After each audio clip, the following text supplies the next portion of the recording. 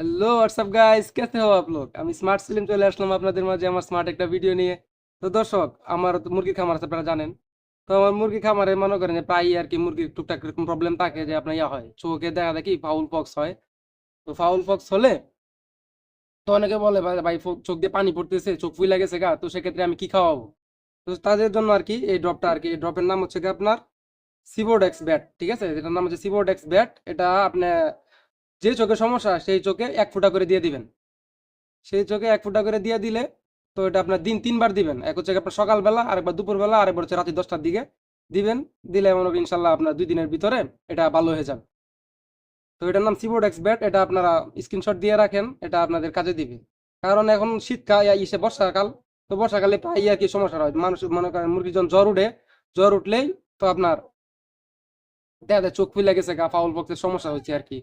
তো তখন আপনি এটা যদি আপনি চোখে দেন তো এটা ভালো হয়ে যাবে, চোখ নষ্ট হওয়ার কোনো ইয়া থাকবে না, ঠিক আছে। আর চোখটা আপনি অবশ্যই ইয়া করবেন, আপনার পটাশের পানি যদি থাকে পটাশের পানি দিয়ে আগে স্প্রে করবেন। স্প্রে করে আর চোখটা আপনি একটা রুমাল দিয়ে ভালো একটা টেনা দিয়ে মুছবেন, মুছার পরে আপনার এটা আহ, এটা ইউজ করবেন, ঠিক আছে। তো এটা ইউজ করলে কি প্রোডাক্ট ব্যাটায় আপনি 1 ফোঁটা করে ইউজ করলে ইনশাল্লাহ আপনার 2-3 দিনের ভিতরে এটা ভালো হয়ে যাবে। ওকে, থ্যাংক ইউ, ধন্যবাদ।